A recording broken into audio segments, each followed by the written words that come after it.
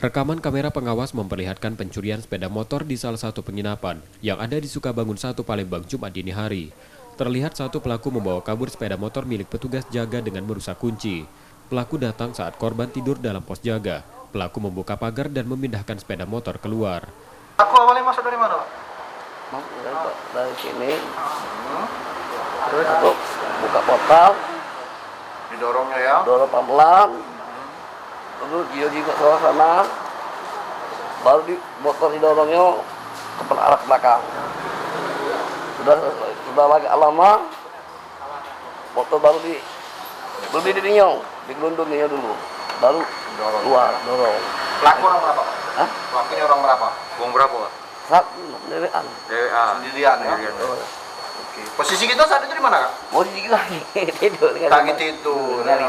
Subuh, Kak? Rencananya korban akan melaporkan pencurian tersebut ke polisi. Reski Oktora, Muklas Diferensial, Kompas TV, Palembang, Sumatera Selatan.